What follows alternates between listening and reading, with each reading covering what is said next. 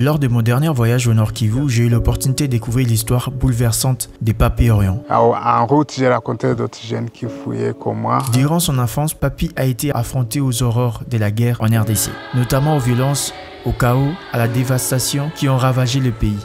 Face à la menace de groupes rebelles recrutant des enfants soldats, ses parents ont pris la difficile décision de l'envoyer seul sur les routes à l'âge de 12 ans, parcourant 6000 km à pied jusqu'en Afrique du Sud. Donc d'ici jusqu'en Afrique du Sud, on a parcouru des rivières, des crocodiles, des kilomètres et des kilomètres. Quand la guerre a commencé, tout a changé. On a vécu beaucoup de choses. Je peux vous donner des histoires qui ont changé ma vie. La première histoire était quand ma petite sœur a été capturée par des rebelles. Je ne savais pas quels rebelles. Ils l'ont pris, ils l'ont amené quelque part. Et moi, je savais déjà qu'est-ce qui va se passer. Et je suis parti avec eux, je voyais tout. Ils l'ont ramené dans une petite maison. Malheureusement, ils l'ont violée. J'ai essayé de déranger, de jeter des pierres sur la porte. Donc, ils étaient à 3, ils avaient déjà violé ma sœur. Ils ont laissé le troisième ne l'a plus fait parce que j'avais beaucoup dérangé. Mais ce jour-là, j'ai vu que la vie qu'on avait vécue avant, donc ça a changé. Ce n'est plus ce vie-là, c'est complètement changé. On est rentré à la maison, on a rencontré les parents, là on a pleuré, donc c'était difficile. Ok. Tu as leur nom et tout? En 2009, Papy a retourné en RDC pour retrouver sa famille, une démarche de réconciliation marquante. Cette expérience l'a inspiré à œuvrer pour un avenir meilleur pour son pays. En 2015, il a fondé Focus Congo, une organisation à but non lucratif en RDC. Yes. Est-ce que vous pouvez nous dire qu'est-ce qu'on va faire maintenant? Maintenant, on a quelques femmes ici qu'on a sélectionnées pour donner un tout petit peu pour commencer un petit commerce. Parce qu'on a constaté qu'il avait rien. Une amie qui est en Allemagne, elle s'appelle Mimi, nous a envoyé quelques sommes pour partager à ces femmes pour qu'ils puissent commencer un petit commerce. Nibotom tapataka. Namandi. Basi kuandika njoni. Ndio, uko bien. Ndio. Deuxièmement, c'est quand mon papa était aussi capturé. Mon papa travaillait pour le gouvernement de Mobutu. Les rebelles l'avaient accusé d'être complice. Ils sont venus chez nous, ils l'ont pris. Ce mal j'étais à Bukavu. On est venu, on m'a dit ton papa devrait être exécuté aujourd'hui. Et là, je suis parti à Bukavu. Je dis c'est moi. Normalement, ça fait toutes 2 jours ou une journée. On a fait quelques heures parce qu'on voulait participer. C'était vraiment les jours. Mais ce jour-là, il y a mon oncle qui était aussi rebelle de notre groupe. Il a eu les nouvelles que son frère devrait être tué ce jour. Il s'est précipité. Il arrive là. On est là, on voit comment on attend déjà. Il y a les femmes qui pleuraient. Tout le monde priait. Mon oncle se présente là, il négocie. Il négocie la release. Libéré. À ce moment-là aussi, quand on a libéré mon papa, donc on était contents, on a dansé, c'était bien. Mais en même temps, on savait que notre vie n'était plus la vie qu'on va vivre. Parce qu'à un moment donné, ils peuvent venir encore, il les prend et ça va vraiment. On ne sait pas ce qui allait passer. C'est le moment qu'on a pris la décision de déménager, aller dans l'autre village. Et quand on est parti là, c'était le moment où on commençait à recruter les jeunes. Et pour mon cas, c'était 3 groupes qui voulaient me recruter. C'était le gouvernement, les rebelles, les Rwandais, et puis le groupe de mon oncle. Et pour moi, le groupe de mon oncle était plus parce que mon oncle était mon héros. Là, mon papa, je travaillais déjà pour mon oncle, de transporter de fusils et tout. Donc je voyais tout ce qui se passait. Mon papa a vu les dangers dans tous ces groupes-là. Il m'a dit il faut fuir.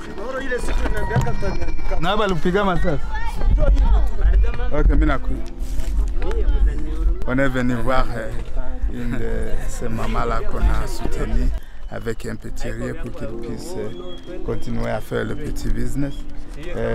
Comme tu peux voir ici, la maman elle fait des, comment je peux dire, des bagues, des bagues là qu'elle a construit elle-même avec son intelligence. Ils sont très intelligents, nos mamans. Ils peuvent vraiment faire quelque chose s'ils sont soutenus. C'est ça le résultat de ce que la maman fait. Et ça là, elle peut vendre, elle a quelque chose qui va l'aider et aider aussi la famille. Et pourquoi pas toute la communauté. Oui, c'est comme ça.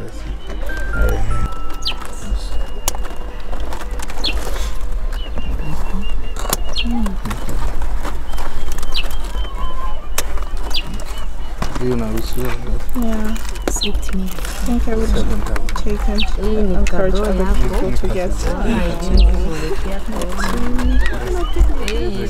utaonesha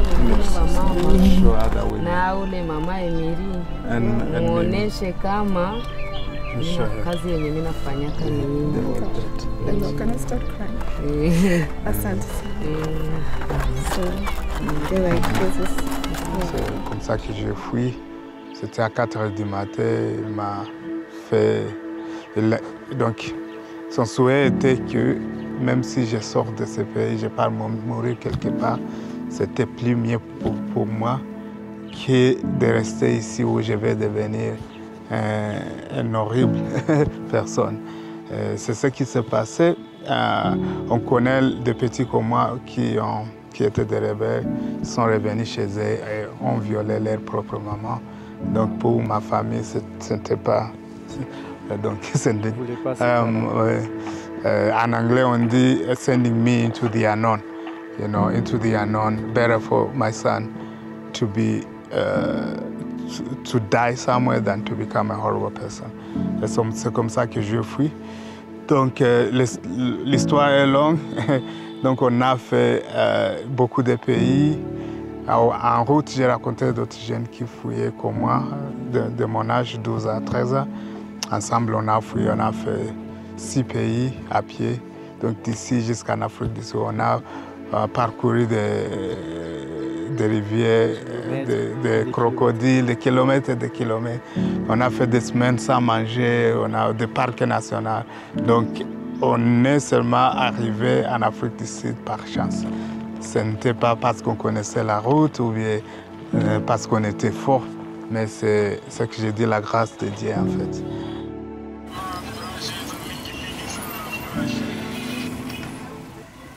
Je suis le responsable national de Focus Congo. Je coordonne toutes les activités de Focus Congo ici sur place. Et donc ça fait combien d'années que vous travaillez chez Focus Congo, ça existe depuis plus d'une dizaine d'années parce que déjà en 2012, à la première guerre du M23, Focus Congo existait déjà et nous on était déjà là et on avait quelques actions, isolées quand même. Mais il y a une dizaine d'années depuis qu'on est en plein bain des activités humanitaires ici. C'est quoi vraiment, qu'est-ce qui vous a marqué, qu'est-ce qui vous a démarqué que vous puissiez mettre vraiment à fond sur ces projets de Focus Congo? Au départ, Focus Congo était d'abord une association qui s'occupait de l'encadrement seulement de la jeunesse désœuvrée par différentes formations. Et quand il y a eu plusieurs circonstances qui se sont accumulées ici chez nous, notamment la Covid, l'éruption volcanique, l'éboulement de terre à Calais, la guerre du M23, on s'est dit que c'était la plus grande priorité. On s'est tourné à 60% à cette priorité et on a quand même continué avec d'autres activités, mais principalement actuellement nous sommes plus dans les activités humanitaires d'urgence. Je dis aussi toujours que je ne devrais pas être en vie aujourd'hui, mais c'est parce que Dieu voulait assez que je reste vivant. Peut-être continuer à faire ce que j'ai fait aujourd'hui. Tu sais toi-même, ça fait 30 ans qu'on a la guerre ici à l'Est. Et le problème reste le même. Et je pense que pour moi, c'est ce que je suis parti, là où je suis parti en Afrique du Sud, apprendre pour que je puisse revenir ici et peut-être échanger cette expérience avec mes frères. Tu as vu toi-même ce qu'on fait ici.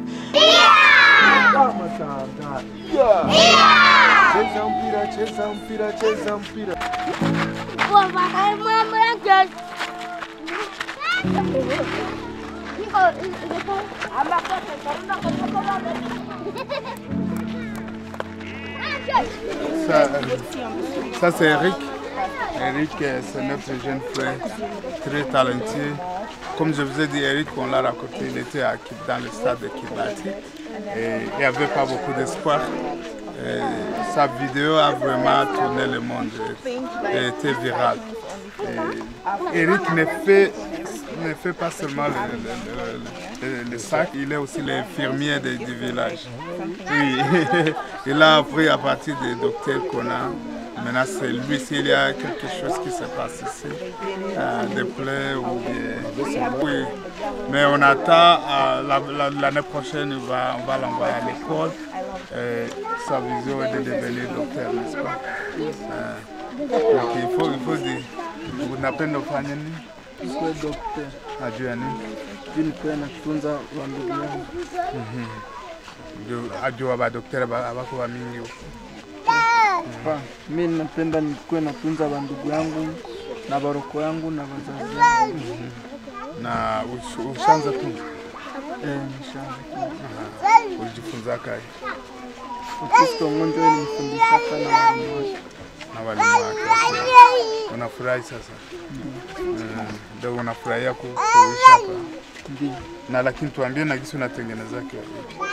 Hii ni kutosha maborbo, saa njoo unaigunja, njoo unavarisha.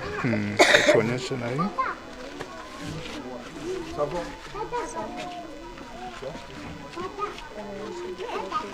Kama kuko wengine unavarisha wengine. Na kisha unafanya sacoche. Bien ça. Je voulais que tu puisses vraiment bien nous parler. Oui. Alors, qu'est-ce qui vous est arrivé en fait en Afrique du Sud? Comment vous êtes survécu en fait? On arrive en Afrique du Sud, on ne connaissait pas personne. C'était vraiment difficile, mais il fallait survivre. On arrive là, on commence à se débrouiller, à demander à quoi manger sur la rue. Et tu vois qu'en Afrique du Sud, c'est aussi très très raciste. Donc on toquait sur les portes des gens qui nous appelaient des noms comme Monkey, toutes les choses là. Et on était aussi abusés à maintes fois en Afrique du Sud. Nous on dormait sur la rue comme ça. Tu vois tout ce qui se passe en Afrique du Sud, des touristes là, la vie prestigieuse. Mais nous, ce n'était pas comme ça. Oui, oui, le pire. J'ai été même un jour, on m'a poussé dans un trait en mouvement et je suis encore en vie. Et moi-même aussi, je voulais prendre ma propre vie à maintes fois parce que je ne savais pas qu'un jour, je peux voir encore mes parents ou revenir ici au Congo. Mais c'est seulement, je pense que c'est Dieu qui m'a protégé toujours et qui a fait à ce que je sois encore ici aujourd'hui.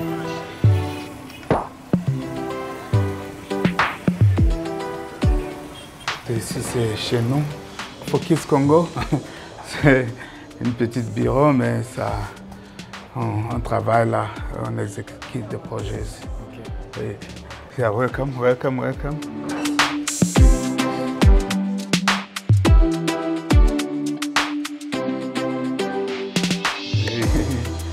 Ici, tu es chez nous, à la maison. Ça, c'est Guy Pro. Je suis de Focus Congo, ici dans le département des médias. Donc, je suis vidéographe, photographe. Nous avons Choukuru. Choukuru, comment je peux dire, il est très calme quand il est ici. Quand il est là chez lui, c'est une autre personne. Ça fait exactement 2 mois que je suis ici à Focus Congo.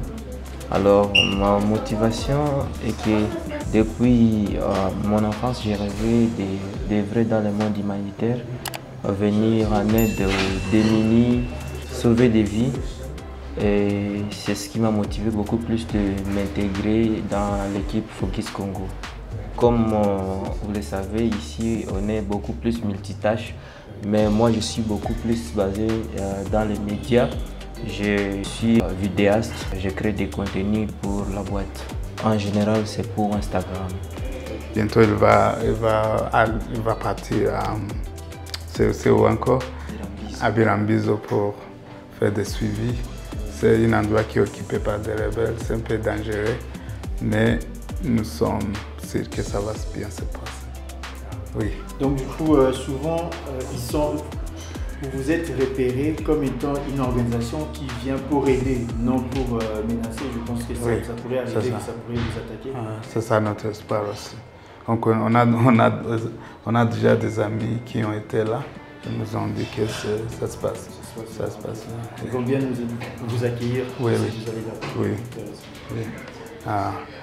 On a la Queen Kimi, la Queen de l'équipe. C'est depuis le mois d'août que je suis là. Donc ça fait presque, disons, 5 mois si je ne me trompe pas, que je suis bénévole chez Focus Congo. Avant de venir travailler ici chez Focus Congo, j'avais d'abord une association caritative où j'œuvrais. Donc dans le monde humanitaire, je m'y connais un peu. Et c'est quelque chose qui m'a vraiment passionnée. C'est la seule chose que je fais qui me tient vraiment à cœur. Et j'avais été invitée par 2 amis. Il y a Isa qui est là. Il y a également Doris qui n'est pas là malheureusement, qui m'avait invitée, qui voulait que je vienne voir ce qu'ils font dans les camps des déplacés. Et je suis venue et j'ai vraiment apprécié, j'ai grave aimé.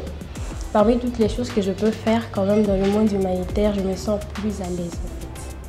Premièrement, c'est face aux choses qui se passent dans notre pays. Je me suis dit que je peux quand même contribuer d'une part à faire un effort parce que très souvent on a l'habitude de se plaindre mais on n'agit pas. Donc moi je voulais faire quelque chose quand même qui va aider, qui va améliorer quelque chose dans notre pays.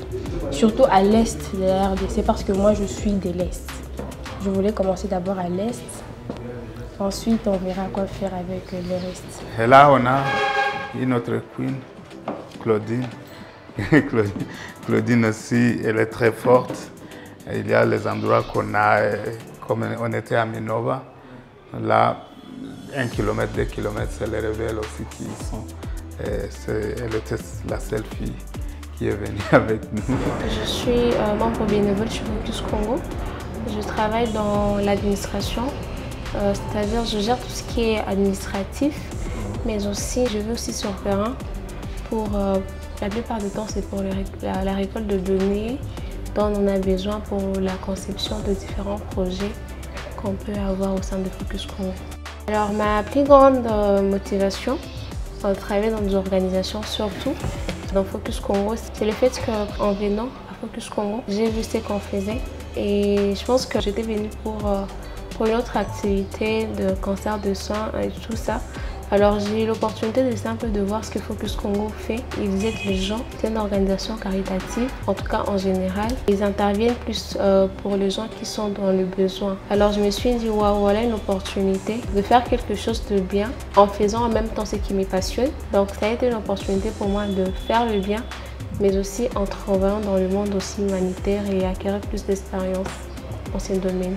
Et donc, elle travaille pour l'administration, elle fait la conception des projets, elle achète des bagues pour moi, des sacoches.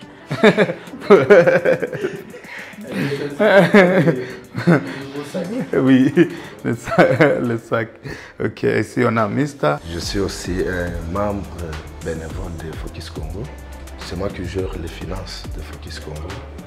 Et souvent, parce qu'ici chez nous, nous sommes des multi-tâches, si on peut le dire. Souvent, je conduis l'équipe. Je suis en même temps le chauffeur. Et une fois arrivé au terrain, j'aide les enfants à danser, à chanter. C'est un peu ça en fait. C'est ça l'équipe. Vous pouvez voir aussi rapidement les photos. Ça, c'est un projet qu'on est en train de faire. Hier, on était là, c'est à Bouimba. C'est une école, orphelinat et tout. Yeah. Let's go. Je viens du sud Kivu. Je suis né dans un village pas loin de Bukavu. Donc, je suis passionné des médias, j'aime les médias. C'est ce qui me pousse aussi de continuer à montrer la beauté du Congo, comme vous le faites aussi. Et notre pays est très bon, très riche. Et je pense qu'il faut qu'on montre ce qui se trouve ici. Et aussi, je crois qu'il faut qu'on montre aux jeunes, à la nouvelle génération, l'espoir qu'on a ici. Surtout, les médias internationaux ne montrent pas ce qu'on a ici, ils montrent que le musée. Et donc, c'est ça, moi.